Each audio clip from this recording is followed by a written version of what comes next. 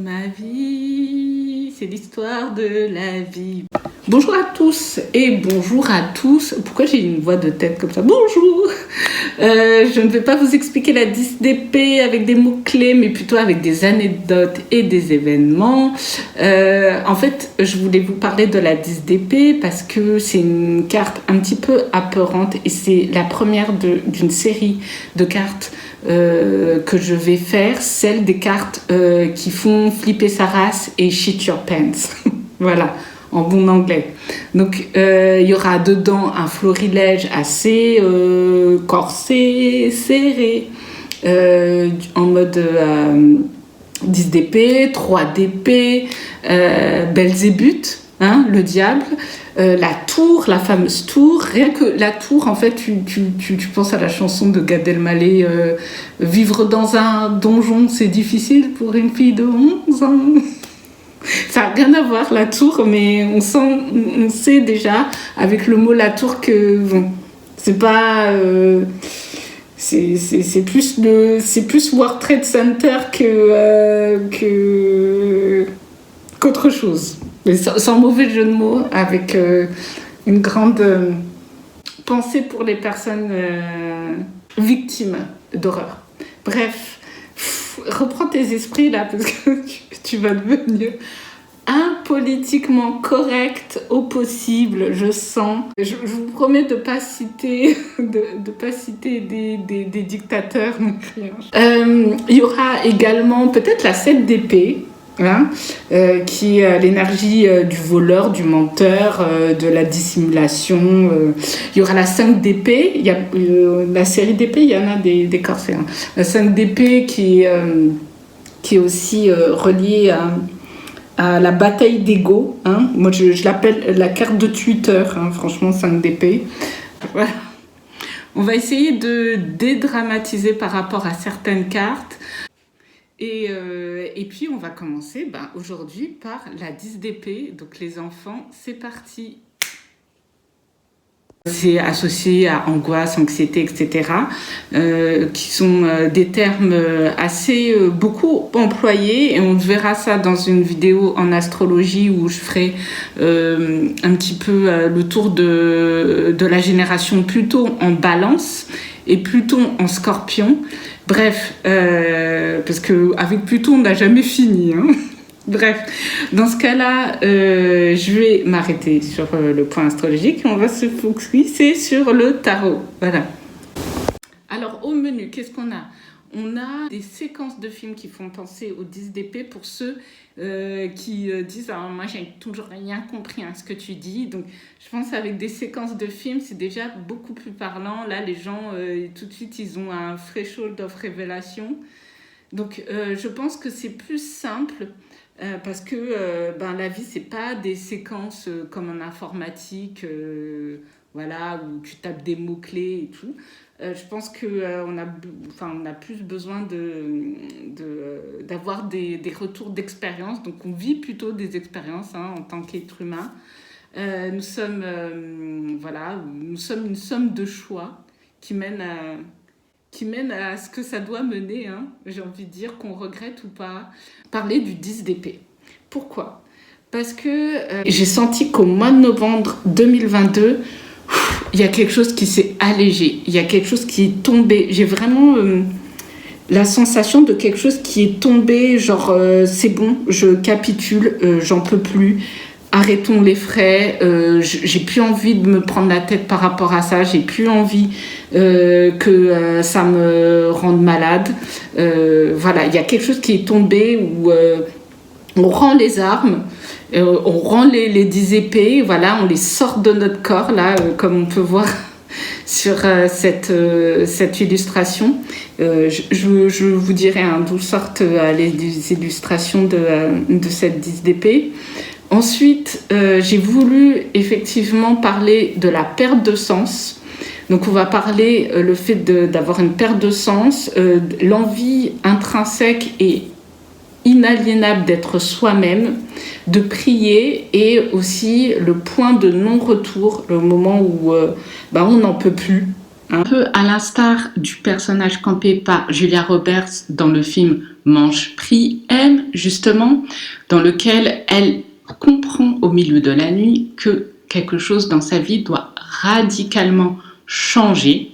Elle se lève et elle prie une force supérieure alors qu'elle n'avait jamais prié avant et que vraisemblablement elle n'a pas de religion, mais il n'y a rien de religieux là-dedans. En fait, elle espère pour le mieux. Et c'est un petit peu aussi un personnage qui est apprécié, c'est celui campé par Kristen Wiig dans Mes meilleurs amis, je crois. En tout cas, le titre anglais, c'est Bridesmaids.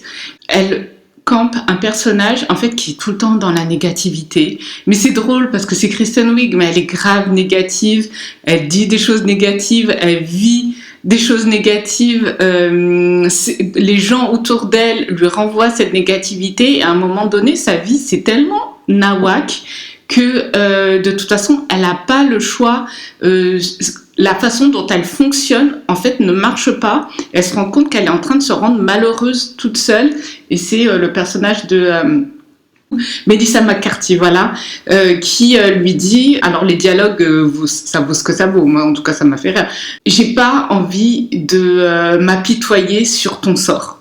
Donc, en ce qui concerne tout ce qui est physique, vous perdez des cheveux, vous avez des symptômes, des palpitations, mais sans avoir de problème de cœur en fait. Vous avez des maux de tête, mais qui passent difficilement avec du Doliprane. D'ailleurs, le Doliprane à consommer avec modération, s'il vous plaît, parce que ma mère, elle disait toujours « Mangez pas ça comme du riz ».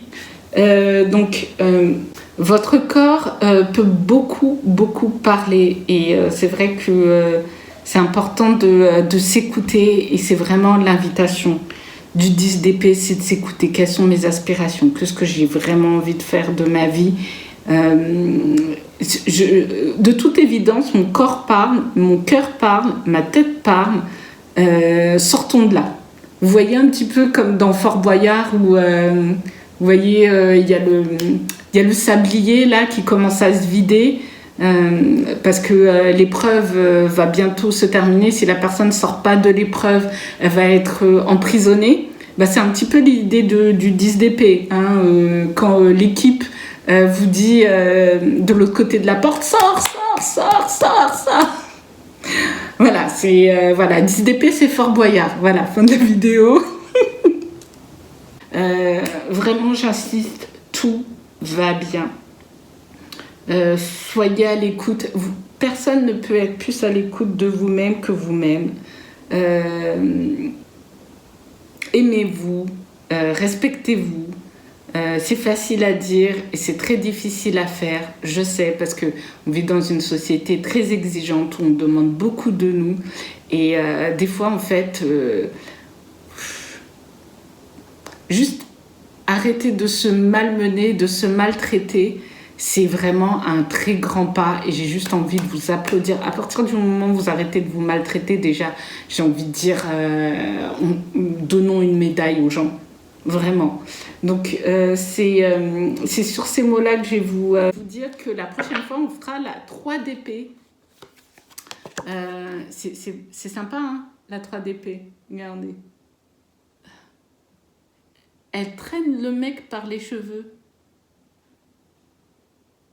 C'est pas magnifique. Vraiment. La 3DP, on fera la 3DP qui fait suer un petit peu, surtout les gens qui se sont pris un vent, les gens qui se sont pris un râteau, les gens qui se sont fait ghoster. La 3DP, c'est un petit peu aussi le truc du ghoster, un peu en mode chef mamie, vous m'avez trahi comme ça. Voilà, chef mamie qui avorte les gens avec une aiguille à tricoter. Ou un cintre. C'était un cintre. Bon, j'arrête. Pour aller dans des choses un peu plus sérieuses, un peu plus lourdes, un peu plus... trigger warning, hein, je vous dis. Donc, je vous préviens surtout.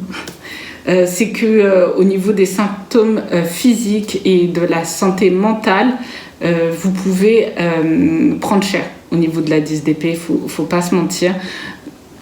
Quand on tire cette carte, vraiment, on est tellement... Alors ça peut être de la paranoïa aux idées morbides, aux idées noires, qu'il faut bien décolorer d'ailleurs, parce que on n'est pas obligé d'aller jusqu'à la 10DP, et surtout quand on va à la 10DP, c'est pas la fin. Parce que souvent des tarologues disent la 10DP, vous pouvez pas souffrir plus, mais le fond, il est parfois insondable. Donc vous pouvez faire un tour après la 10DP, skip la SDP, retourner pour un tour avec la 2DP, la 3DP et tout ça.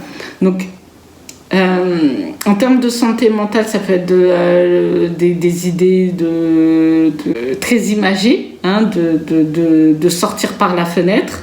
Ça peut être beaucoup de choses très très lourdes qui fait que finalement, ce dont vous avez besoin, c'est pas un tarologue, mais c'est d'aller voir quelqu'un qui va pouvoir vous aider au niveau psychique. Parce que on le dira jamais assez en termes de parce que moi je me définis plus comme tarologue que cartomancienne. Donc, mais il faut quand même prendre la responsabilité du fait que si vous avez des problèmes psychiques, de vous tourner, et si vous n'aimez pas la médecine allopathique, vous vous tournez vers une thérapeute ou limite une énergéticienne ou en tout cas quelqu'un qui a la double casse-tête. Oui, ça peut être casse-tête d'avoir la double casquette. La double casse-tête, casquette de médecin en allopathie et qui préconise des soins énergétiques également. Bref, ça c'était le petit disclaimer. Mais c'est vrai que, comme je vous disais, qu'on ne voit pas le bout de ce cycle qui est douloureux, c'est-à-dire qu'on ne sait pas comment on va s'en sortir de ce cycle douloureux, comment on va faire ça, payer les traites, déménager alors que c'est compliqué, sortir de ce job alors que qu'est-ce qu'on va faire en même temps, et les enfants et tout ça, et puis tout des trucs qui disent en fait j'aime pas ma vie. Voilà, c'est la conclusion en fait. Donc l'idée c'est de sortir de ce fond qui peut être insondable et de se dire je vais y arriver. Je vais y arriver, d'où le tout va bien. Tout va bien.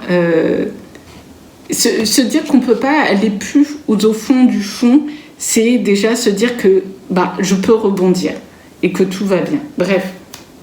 Attendez, je vais juste enlever l'encens. Voilà. Et je vais plutôt boire un peu d'eau. Bref.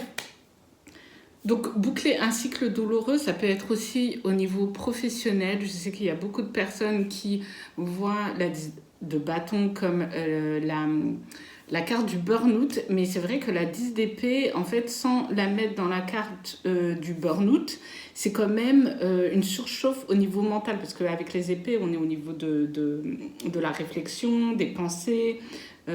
Donc, du coup, c'est vraiment une énergie qui est reliée pour moi à la charge mentale, à la fatigue mentale, d'où en fait ce dessin.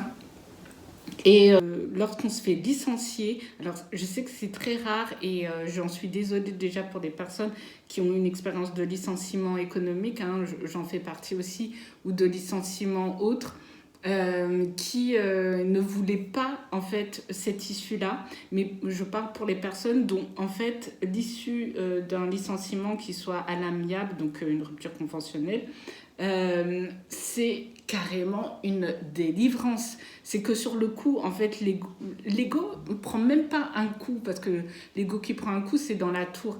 L'ego prend même pas un coup, c'est vraiment une délivrance. On a décidé que c'était fini. Il y a quelqu'un d'autre aussi qui a décidé que c'était fini. C'est comme si la personne, elle avait lu dans nos pensées. C'est-à-dire qu'on était au bout de ce qu'on pouvait donner, et notre employeur, par télépathie, s'il en est capable, mais bon, les gens, ils en sont capables, mais ils y croient pas, enfin bref. Vous avez compris le milieu corporate, comment ça se passe. Et il vous présente le truc sur un plateau et c'est comme... En fait, c'est une délivrance, en fait, parce que tout d'un coup, presque tout d'un coup, les symptômes que vous avez pu avoir, c'est-à-dire la jambe qui traîne comme ça, un petit peu comme un zombie de Dead Zone, vous n'avez plus ce symptôme-là. Bon, je d'accord que c'est un symptôme un peu bizarre, mais vous voyez un petit peu le truc. Vous aviez un petit peu une veine qui tressautait au niveau de la tempe, ça a disparu. Enfin, il y a vraiment quelque chose qui s'arrête net. Et c'est pas un événement extérieur comme la tour, c'est vraiment... c'est la fin. Vous bouclez un cycle et franchement, moi, je peux vous dire que vous pouvez vous attendre à ce que votre vie soit meilleure. Et meilleure dans ce que vous avez décidé. Parce que vraiment, dans les épées, on est sur le mental donc, et l'intelligence aussi. Et même si on vous a persuadé à un moment dans ce cycle douloureux que vous étiez bête, que vous ne servez à rien, j'ai le grand honneur de vous dire et de manière très favorable que non, vous ne servez pas à rien. Et c'est vrai que j'ai envie de dire, et ça vient d'une personne racisée, que human lives matter. Toutes les vies comptent. Toutes les vies comptent. Parce que c'est vrai que comment on nous maltraite, comment on nous a habitués à la violence des mots, à la soumission en fait. Un petit peu comme sur cette carte là, vous voyez là, carrément, je sais pas, ils pouvaient pas juste viser les intestins, non, là c'est de long en large en fait. C'est... je suis toujours là. Il y a un long silence, mais c'est toujours là. Mais c'est vrai que j'ai assisté à une conférence où une afroféministe a dit que dans certaines sociétés, on produit l'être humain comme déchet et ça fait comme une électrocution, ça a quand même comme électrocuté les personnes qui ont assisté à cette conférence. Et je peux vous dire que après ça, vous pouvez dire que vous voyez plus les choses de la même façon. Donc j'espère que ça vous aura aidé. J'espère que vous avez pu comprendre mieux l'énergie de la 10 d'épée, son côté. Pourquoi c'est aussi apeurant, effectivement, de la tirer, parce que en fait, elle montre que c'est symptomatique d'un truc de quelque chose dans votre vie, mais que c'est bientôt la fin. Et que cette fin, vous pouvez la décider. Vous pouvez décider de ne pas retourner... vous pouvez décider que ça s'arrête là. Comme cette vidéo, d'ailleurs, qui va s'arrêter là. Et écoutez, je vous embrasse très très fort. Et puis moi, je vous dis à bientôt pour une prochaine vidéo. Et je vous embrasse très fort. Gros bisous.